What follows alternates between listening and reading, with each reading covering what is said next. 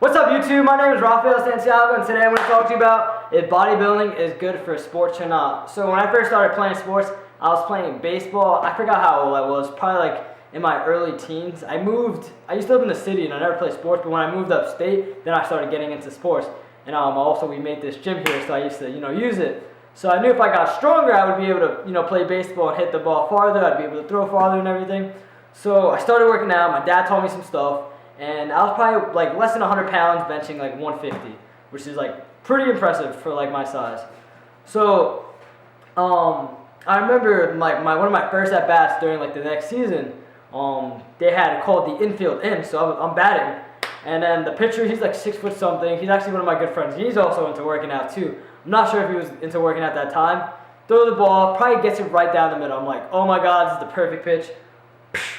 They called it outfield in, and not knowing that I worked out, I was probably one of like the strongest kids on the field at the time because everyone was so young. Blows it over the outfielder's head. So bodybuilding is not really functional when it comes to sports. There's a lot of exercises they do that are functional. Probably one of the most functional exercises is the deadlift, and there's a lot of exercises they do that is not functional. Functional meaning I could do it in the gym, and then I could go somewhere else and do that exercise, and because I did in the gym, it would be worth doing. For example, a back squat, when do you ever have anything on your back that you're going to squat down outside of the gym? I mean, it depends on your job, but rarely, or unless you're like saving someone's life. Most of the time, if you're going to be, you're picking something up from the floor, it's in front of you, you're going to end up front squatting it. So an exercise that'd be more functional, that'd be great for sports, would be a front squat versus a back squat. Front squat is going to correct a lot of imbalances. It's going to make sure your core stabilizer up there. And if you have weak upper body posture, then your body's going to fall forward. So by doing a front squat, it's actually going to translate well when it comes to sports. Now, see, the thing is, another exercise is that bother me that would not be functional, and I absolutely love bodybuilding. Bodybuilding is one of the greatest things that I ever got into, and it absolutely changed my life. One of the reasons is because of that man right there. If you can see him, Arnold Schwarzenegger, one of the greatest bodybuilders of all time, the greatest bodybuilder of all time. An exercise that's not helpful when it comes to sport would be like a bicep curl. You're never bicep curling anything. The only time it might be useful is when you're doing a pull-up, but most of the time, all the muscles that you're using when you're doing a pull-up, it's in your back, so it's not really helpful when you're going to be doing a bicep curl. You're never going to throw something in your bicep besides the fact that it's attached to your arm. Bicep's not really going to help you, so it's pretty much going to be your shoulder muscle, your back muscle, the stabilizer, your core strength.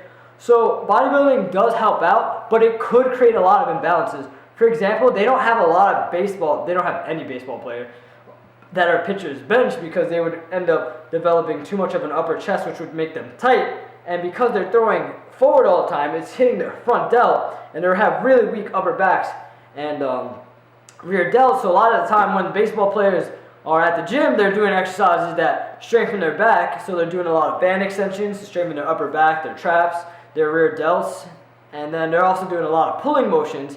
That's also going to it's going to strengthen their upper back and rear delts, but they want to focus more on the pull than the push because constantly they're pushing. They keep throwing, and they're going to have this overdeveloped shoulder muscle, and it's not going to be healthy because if you have an overdeveloped muscle and the other side is like underdeveloped, that means this part is going to be becoming super tight. This one is becoming overstretched, and that can lead to injuries.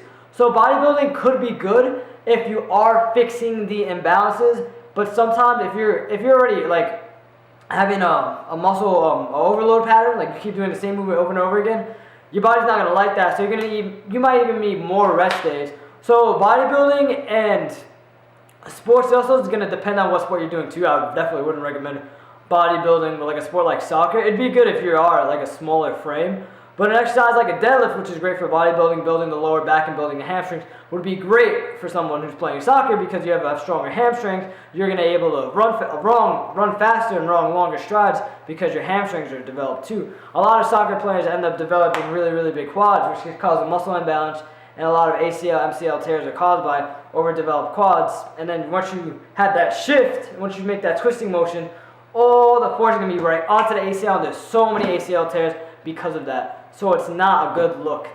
Really, the only sport that I really think would be good for like bodybuilding would be football, because you do need that size, but you also want that functional muscle. So if I was a football player, I still do bench. I just wouldn't bench as much. Definitely focus more on the overhead press. Definitely focus a lot on bench over rows, deadlifts, and squats. But I would change my squat to a front squat. Even though I'll be lifting less weight, when I'm on the field, it'd be transferred absolutely great.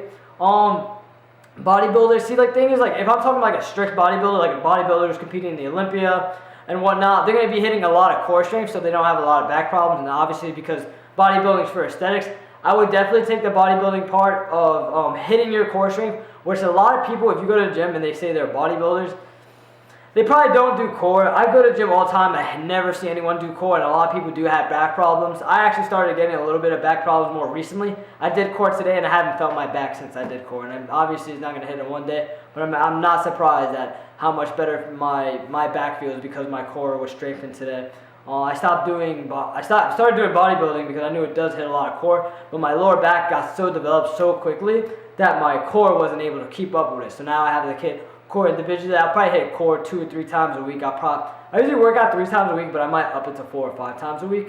I've been making great gains off my 3 times a week, and it's because of my schedule. I'm a personal trainer. I do have a lot of time, but I don't, because it's just I have a lot to do during the day. I'm a very busy person. I'm pretty sure you guys are busy too, so I might bump it up to 4 or 5 today, 4 to 5 days a week, just to upload some video content for you guys. Like I said, if you guys have any more questions on bodybuilding, if you have any questions on sports training, I'm actually going to start making more sports training programs for you guys. So tell me your sport, and I'll put up a video just for you guys. Thank you so much. My name is Rafael Santiago. I'm a NASM certified personal trainer here with SM Fitness, and I'll see you during our next video.